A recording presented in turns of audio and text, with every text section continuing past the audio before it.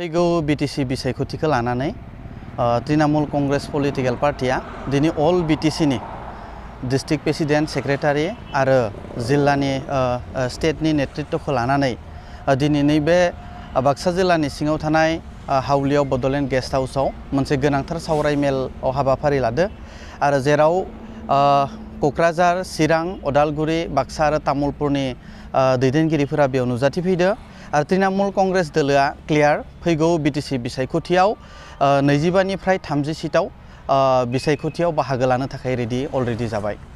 जिहेतु बीपीएफ आरो यूपीपीएलआ जिहेतु खुंथायाव थाबोनाय पलिटिकल पार्टी बिथांमोननाव स्ट्रं होननाय मोनसे हाबाफारिया दंखायो जों बेखौ गासैबो मिथिगौ। थेवबो बीपीएफ आरो यूपीपीएलखौ दासान्दि रायजोफोरा बिथांमोननि खामानिखौ मोजां मोनियाव मोनसे अपसन नागिरदों आरो बे अपसननि थाखायनो नैबे जोंनि तृणमूल पलिटिकल पार्टीखौ बजबनानै लागोन रायजोफोरा बेखौ जों नुनो मोनदों। यूपीपीएल सरकारा जिखिनि मावबोबाय दा जेरैबायदि नुनो मोनदों जौगानायनि हाबाफारिखौ लानानै दान्थे बिदान्थे जों नुनो मोनदों।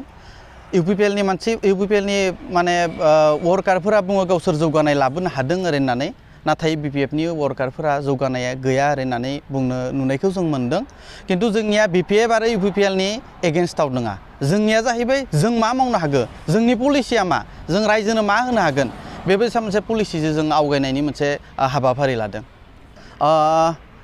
गासै बिटिएडिआवनो तृणमूल कांग्रेसआ बाहागो लागोन, नाथाय आङो बाक्सा जिल्लानि आफादगिरि हिसाबै आङो बाक्सा जिल्लानि मोन 6 एमसिएलए समष्टिनि प्राय मोन 4 समष्टियाव मथनगुरि, सालबारि, कक्लाबारि आरो बागानपारा बे मोन 4 समष्टियाव जोंनि वर्कारफोरा खामानि मावबाय दं आरो मोन 4 समष्टिनिफ्राय जों बिजाथि होनाया प्राय 100% रोखा जाना फैदों।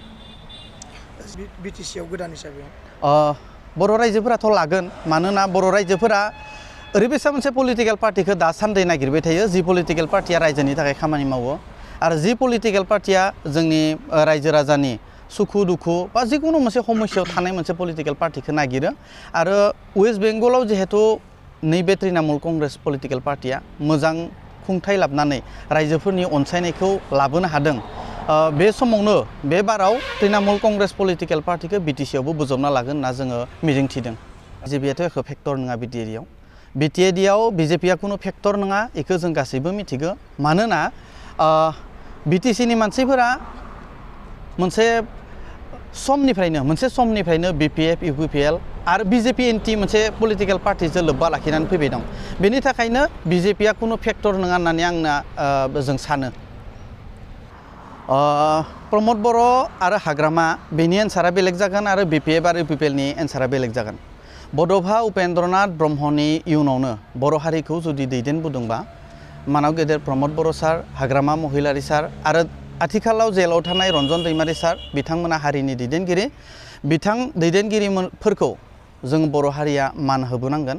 मानोना 2003 मायथाइनि सिगाङाव निजिनि जिउखौ खैफोदाव खोलैनानै हाग्रामा महिलारि सारा बर' हारिखौ गेरेमसा हारि दानो थाखाय जिखिनि इनफ्रास्ट्राक्चार बर'निफ्राय लाबोबाय, लामा दालां इन्जिनियारिं कलेज बा हयथ' हारिनि जिथु सिटुएसन मोनसे परिबेखौ लाबोदो, बेनि थाखायनो हाग्रामा महिलारि सारखौ जों दैदेनगिरि हिसाबै मानिनांगोन। आरो दा समाव खुंथायाव थानाय मानाव गेदेर प्रमद बर' सारा नैबे 2020 मायथाइनि उनाव बर' हारिखौ गेरेमसा हारि खालामनो थाखाय गोबांथार हाबाफारि मावबोदों। बिथाङा एडुकेसन सेक्टरावनो जा, बिथाङा हेल्थ सेक्टरावनो जा, बा ट्रान्सपर्ट सेक्टर बा स्पर्ट्स सेक्टरावनो जा गोबांथार खामानि मावबोनायखौ जों नुनो मोनदों। एज ए बर'नि दैदेनगिरि हिसाबै बिथांमोनखौ जों मानियो, किन्तु पलिटिकेल हिसाबै बीपीएफ यूपीपीएल आरो बीजेपी गेजेर 100% फाइट जागोन तृणमूल कांग्रेसआ, इयो रोखा। फैगौ बीटीसी इलेक्शनाव नोंथांमोना नुनो मोनगोन गासै बीटीसीआव तृणमूल कांग्रेस पलिटिकल पार्टीया मोनसे किं मेकार मोनसे रल लागोन। बेखौ जोंनि वर्कारफोरा बीटीएडिनि गासै जायगायाव हाबा मावबाय थानाय रायजो राजाफोरा जोंनो गोख्रों फोरमायदों। दिनै स्टेटनि जेनेरेल सेक्रेटारिजों लोगोसे क'क्राझारनि लाइफुं नार्जारि, उदालगुरिनि रबार्ट नार्जारि आरो बाक्सानिफ्राय आं आरो तामुलपुर आरो क'क्राझारनि दैदेनगिरिफोरा बाहागो लादों। खोब मोजां मोनसे हाबाफारि दिनै सावरायनाय जाबाय दं आरो दिनैनि नैबे मेलनिफ्रायनो बिटिसि इलेक्सनाव बाहागो लानाया 100% रोखा जादों आरो क्लियार।